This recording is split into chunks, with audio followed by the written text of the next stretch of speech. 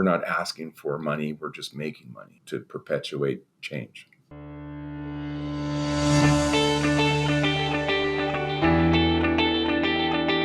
And I want a good show, damn it.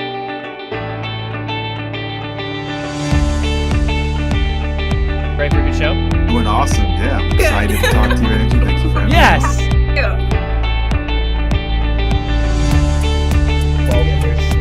I've always been doing big into archery, and my dad said, hey, you guys want to start an archery store? Yes, that's how it works.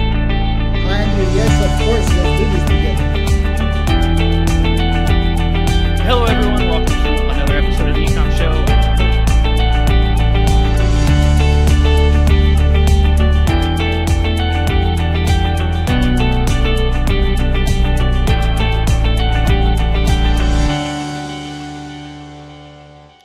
Hello, everyone, and welcome to another episode of the E-Comm Show. I'm your host, as usual, Andrew Maff. Today, I'm joined by the amazing Dave Hunter, who's the CEO of Crown Bees. Dave, how you doing? Ready for a good show?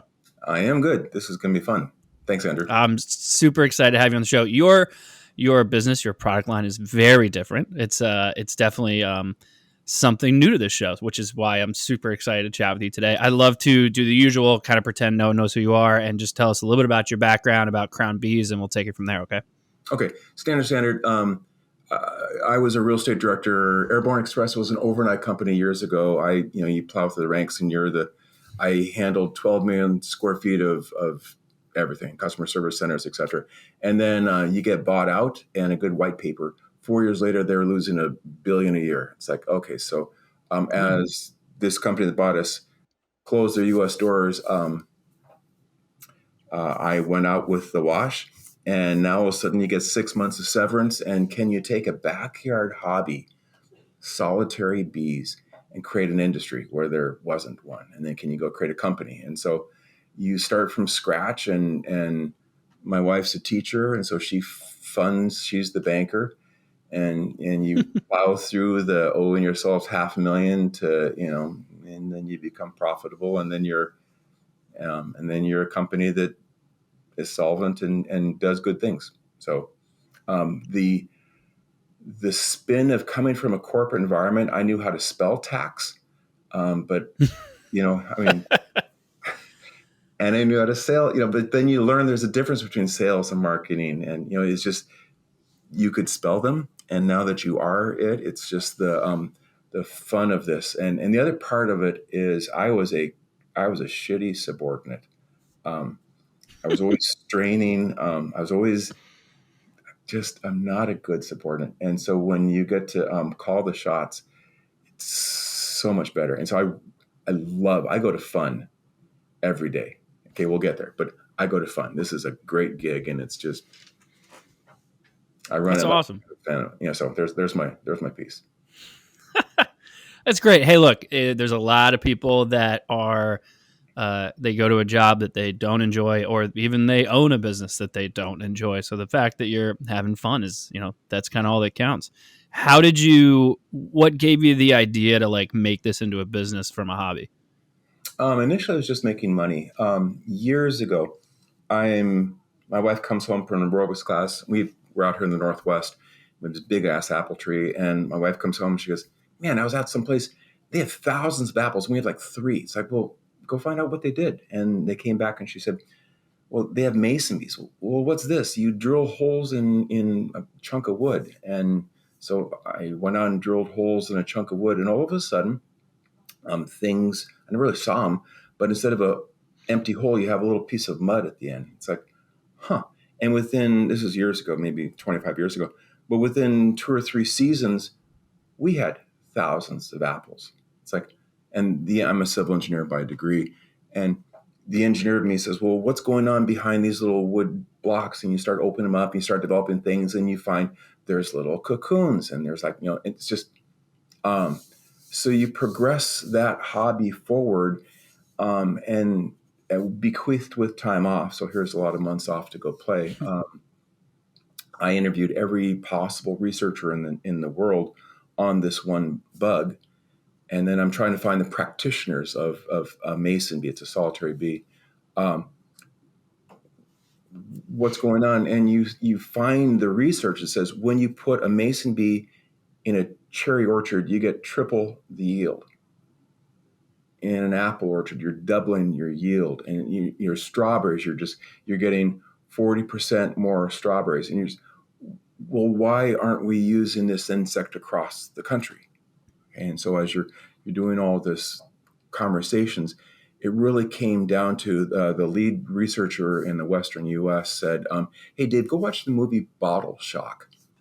So back in the day, I'm renting a VHS from the library, and essentially Bottle Shock is the California wine industry does a blind tasting out there in Paris, and they win 1, 2, 3. So you go back to this researcher and you say, all right,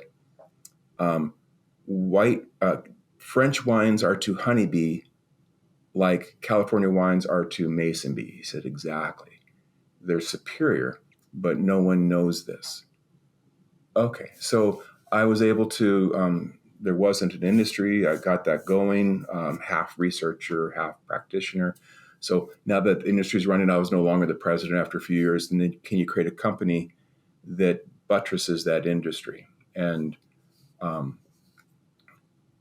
don't know, you learn the nuances of this bug. And initially it's just kind of make money.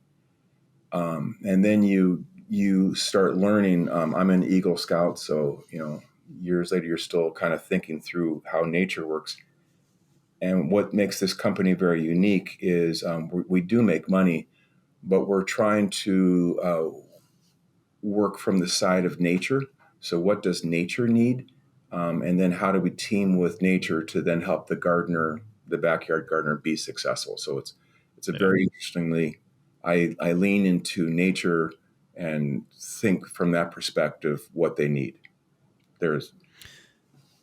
So your target customer, you have, obviously I would suggest farmers, things like that, but then you also have your person who's just got a good old fashioned garden in their backyard kind of thing. And so really you're creating these vessels for these bees mainly targeted to people that are growing some kind of produce or something, correct? Correct. Yeah.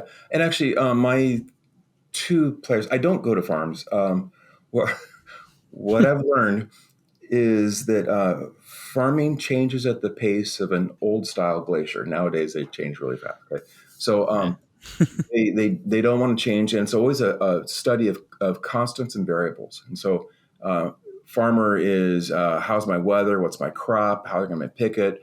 All these things. The one variable is, hey, Mike, I need some bees. And Mike shows up with bees, and there they are, and they pollinate, off they go.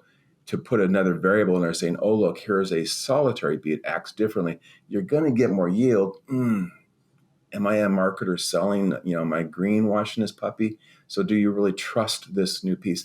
Most farmers don't. And so you are working a lot of monies to one person, and I went down the retail path. So I am predominantly e-commerce. We 20,000 orders a year to backyard gardeners. And then we probably used to be 30% of our business, maybe it's 20% of our business are nurseries, hardware stores type stuff. Oh, wow. Okay. And as of last week, we're now reaching out to landscaping professionals. So across the country, you're already in someone's backyard. Would you want to carry this product and get, so we're launching a third channel. Interesting. How does it work? Like, what can you explain the primary product and then how it's attracting the bees and then what the bees are doing? Yeah, I blew it. I should have had a pile of cocoons in my hand. So this is a nesting hole, 6 inches by maybe 5/8 of an inch. There are solitary bees. Let me back up. Out of the nation's 4,000 species of bees, okay, full North America, no bees. I didn't know that. No native bees make honey. None. The only honey-making insect came across with the Pilgrims. There was nothing sweet on the East Coast. There wasn't any pollen for the bees on the East Coast, so they brought the dandelion with them. Okay, so this is all we know: honeybees.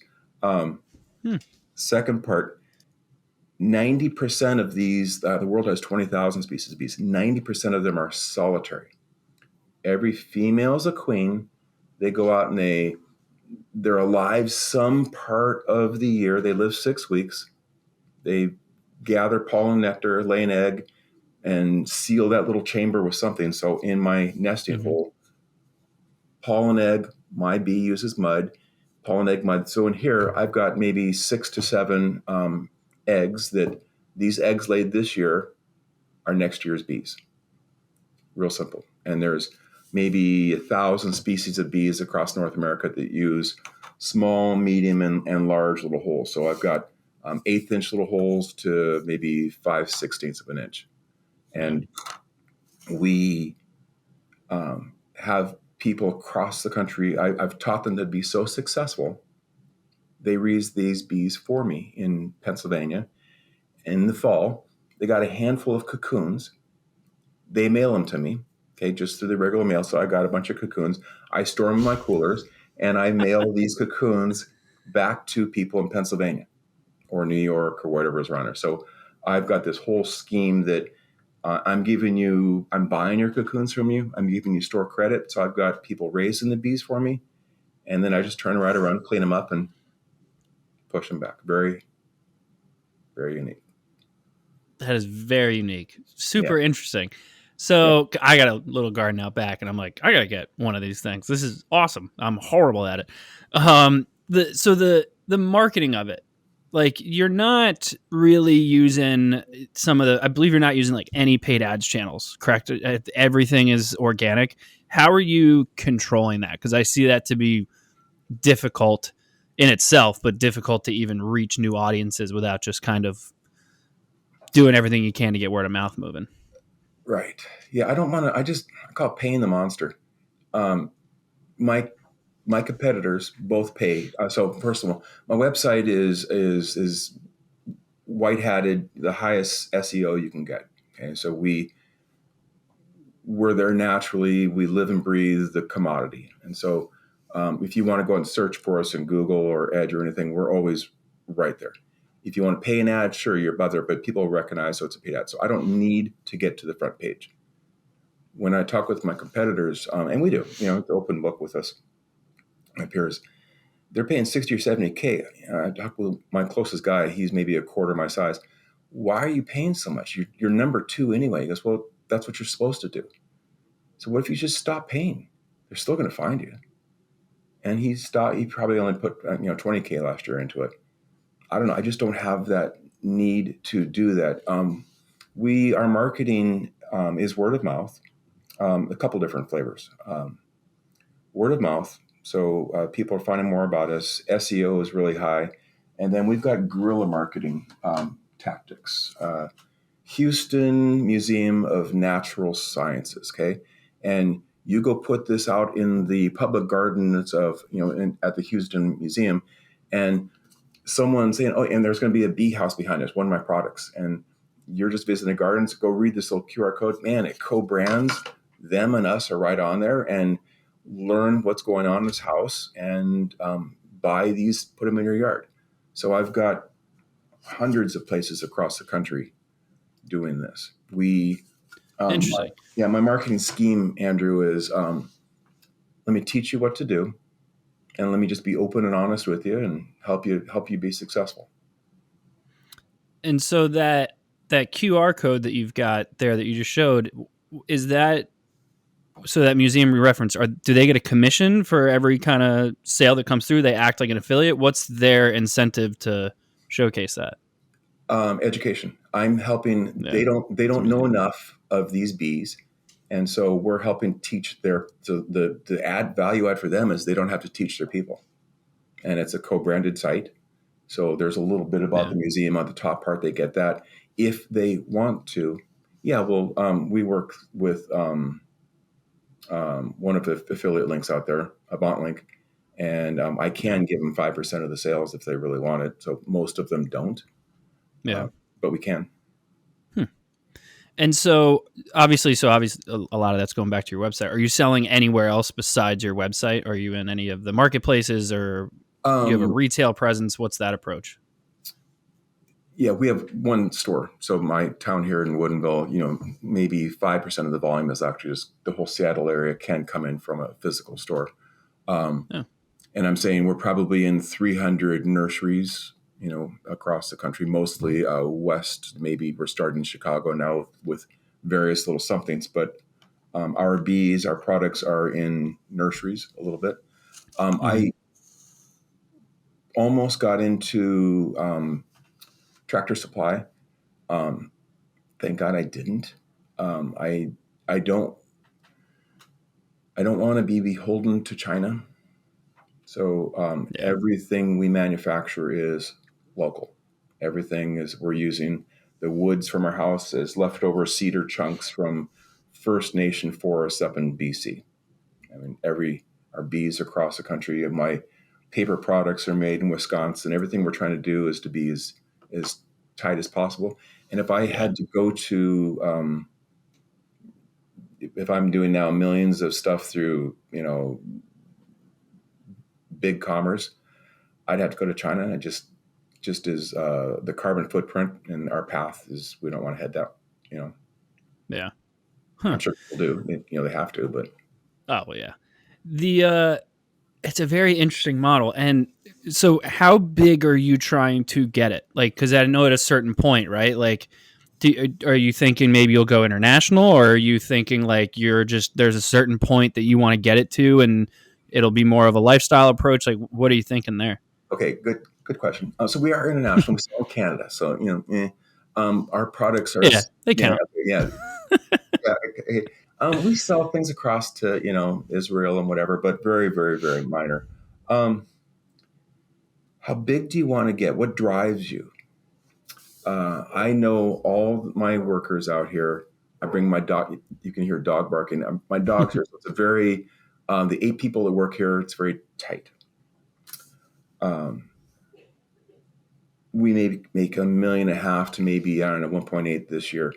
How big do I want to get? I know I could run $1 million company. I could probably run a $3 million company. My physical presence is expensive here in the Seattle area. Past 3 million, I think I'm going to blow the walls out. And at that point, is it no longer fun?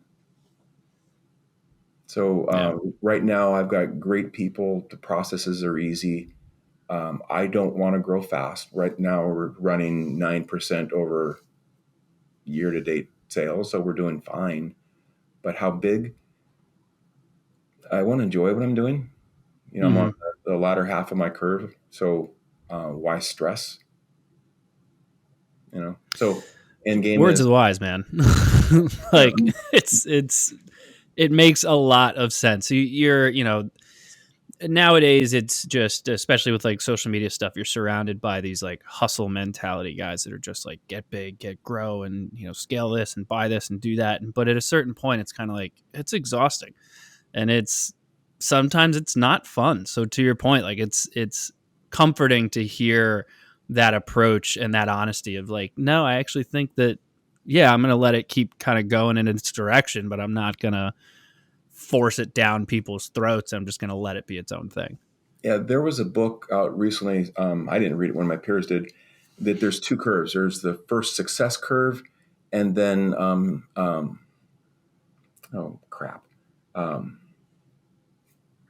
in this second curve, quality of life. Yeah. Quality of life. No, help the people out trying to be successful. So I don't need to have the success. I just need a significance. This is the second curve. I'm just trying to help. I am significant in helping others. So my gig right now is, this planet has been messed up. Can I, before I get out of here, help the planet a bit? So I don't need my name in highlights. I just need to help get things going. So I don't care to be making the millions. I just care to make a difference. And this is with my people. We all get that same mantra. And it's probably, I didn't know how to spell nonprofit back in the day. Was there a hyphen in there? So I'm profitable, but the mission drives the company, and I don't have to ask you always for money. I just make it off selling stuff. So, mission driven, and we work with a lot of nonprofits across the country, and we're the only albatross. No, we're not asking for money. We're just making money to perpetuate change. Yeah. Wow. Right before when we started the episode, obviously you and I chatted for a little bit, and you brought up something. I was like, oh, I definitely want to hear this. And it's something now that I'm thinking about. I was like, I should ask this in every episode.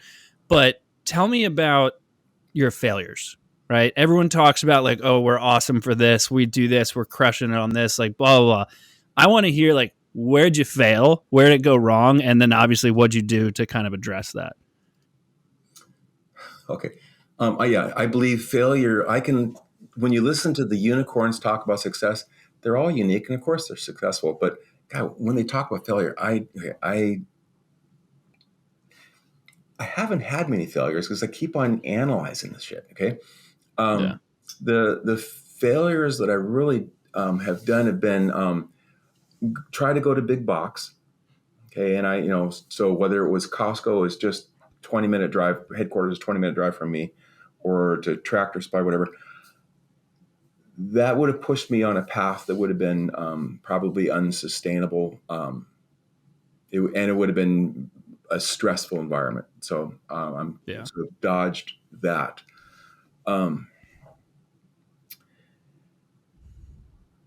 Probably also, at the very beginning, you only can hire who you can hire. And so I'm hiring people that they can fog a mirror, maybe more than that. But my key players weren't necessarily strong key players. And my probably biggest failures was at the very beginning. I'll play owner. Matthew, you're going to go play ops, and hey, Debbie, you're going to be the ops manager, or the back office, and you're going to do sales. And I had everyone just walk and do their own thing without any true concert between them. I let them do their own gig, and I've now learned through the years that I've got my hands in. I know what everyone's doing. And I can do their jobs, but I don't need to. I do not minutia manage. That's a mistake. But I'm aware of what they can do. So beforehand, I just let you do your own thing. And we had just wasn't in concert. So probably the biggest error was hiring people, and they're working professionals, but I didn't manage them well. I'm a crappy manager. Nowadays, I probably picked that one up. Yeah. Yeah. Probably it's great you're aware of it. And look, even in my business, it's the same thing, right? Like with us, it's a service, so it's like all about people. But Sure. A lot of people talk about the success of a business is always quality product. Like if you've got a great product, especially from a marketing perspective, your job's easy. Marketing's job is just to let people know it exists, and then the product sells itself. But then the people behind the scenes that are running it, you've got to have quality people in place as well. Is it everything local there, I assume? Yeah, everything's local, give or take the bees that I've got from across the country. It's important. You're talking about quality. I was in Vistage about a bit ago, and before I bowed out, one of the key classes that I had was talking about types of businesses. So my business is an expertise, and you can say BMW and Apple would be, and Nordstrom's would be peers of mine that are top of the line. If you've got someone, we'll call it Nordstrom's is up here, and I'm going to pick, I don't know, whoever's down at the bottom, but in the middle is Kohl's and Macy's, and they're trying to get their customers by constantly just trying to have sales, and they're always kind of a race to the bottom. So people buy here, they buy there, and you purposely buy wherever they're at. If you're at the top, I have to have best customer service, best shipping, best product, best quality. My pricing, it's higher than the guys that are all below me, but I have to be best of the best. Okay. Every effing year, I set my prices, and my peers look at my prices and duck them by 5 or 10%, always. So I could keep on lowering my price to get into that, but they're just going to steer the ship down there. And my wonderful peers copy everything I innovate. Okay. And so every year you just have to innovate. And so I have to stay at the top by innovating, quality, best, innovate. Yeah. So I don't know. I mean, there's my lesson. Great. Dave, I loved every minute of this. This was awesome. I really appreciate your time. I don't want to take up too much more. I know you're super busy. I'd love to give you an opportunity, let everyone know they can find out more about you and, of course, more about Crown Bees. Yeah, Crown Bees, crownbees.com is super easy. We're in all the socials. The other part, just one little thing, Andrew. AI. Please? Just Oh, AI, yes. okay. AI. Let's do it. Yeah, okay. AI spooks me in the fact that you go to my website because I am wiki everything. My website bleeds the SEO, so it's all there. You can now, within a week or whatever, you can go and say, hey, tell me what to do with my mason bees in Pennsylvania in August. And the AI has already scraped my website, and it's going to give them data based off my website. So you don't need to go there anymore, okay? So if you want to buy my stuff, which how I make money, you're now relegated to a white square on the screen. And you're now comparing mine to crap from Amazon. And, where am I going to be able to make my money when you're faced with just POS from China? Okay? It scares me. And so my company sees this, and we're trying to think through and be what AI isn't. Okay, and AI isn't doing. They can't go raise bees. They can't be in a park, and they can't pollinate. So we're shifting from an informational sell stuff to maybe all three: inform, sell stuff, and do.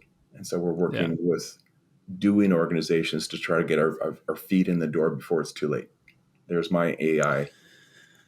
Yeah. I mean, the AI, it's interesting. I hate hearing it now simply because I'm so tired of everyone thinks that they have some kind of AI, and it's like a Me Too AI now. I think the thing that would be interesting would be if I don't even know how to do this, but I know it's a thing where you can kind of create your own AI and it just reads your site and just provides a ton of information. And I'm doing someone a really big disservice right now by not remembering their name, but I just had them on the show like 3 weeks ago. But that's what they do, is they help you create an AI that's just meant for your website. So if someone's got a question about, like, if it comes in a color, or, hey, if I'm doing this, like, it just scrapes the information on your site and your site alone, so that you could still become like the place to go for everything around mason bees, and just have like a little chat option that could do stuff that way. Because that's the other thing, right? Is like with the AI side, especially from a marketing perspective on our end, like I definitely wasn't a fan in the beginning. I was like, this just seems really dry and daunting, and it just doesn't, I don't really see what this is doing. And for a while there, I was like, okay, I was right. This is getting out of hand. It looks and sounds horrible. It's starting to get cleaned up, and, people are leveraging it, but I can tell people are really starting to understand where it's really beneficial, and then where it's also not at all, to your point of, what you mentioned just now. And I think it's getting to that point where it's like, how do we play nicely with it? The best, some of the best marketers are going to come out are the ones that just know how to use it correctly without abusing it. But traditional marketers are going to abuse everything as much as they can. So it's interesting. It's definitely, it's been a hot topic for and like 2 years now. Yeah. And I think we're only on the front edge of this. Our toes are just dipped in the water. By the time 5 years from now, we're all going to laugh at this conversation. Of course, Andrew. Exactly. Right? Yeah. Hindsight. I think the people that are aware and thinking about it are the ones that will succeed. The ones that aren't, I think will get, they'll be in the rough waves. Mm-hmm. So if there was a lesson learned in this little piece, it's keep your eyes to the, to the blogs, and, and I guess begin to experiment when you can. That guy that you're talking 3 weeks ago, does he cost me $1 million to go out and do this? Or is it oh no, it's like an app or something. I feel so bad. I'm going to have to look it up and put it in the show notes, because I feel bad that I can't remember it off the top of my head. And I will send it to you. Yes, of course. All right. Yeah. Beautiful. Dave, thank you so much for being on the show. Everyone else who tuned in, of course, thank you as well. Please make sure you do the usual: rate, review, subscribe, all that fun stuff on whichever podcast platform you prefer, or head over to theecommshow.com and check out all of our previous episodes. But as usual, thank you all for joining, and we'll see you all next time. Have a good one. Thank you for tuning in to the E-Comm Show. Head over to ecommshow.com to subscribe on your favorite podcast platform or on the BlueTuskr YouTube channel. The E-Comm Show is brought to you by BlueTuskr, a full-service digital marketing company specifically for e-commerce sellers looking to accelerate their growth. Go to BlueTuskr.com now for more information. Make sure to tune in next week for another amazing episode of the E-Comm Show.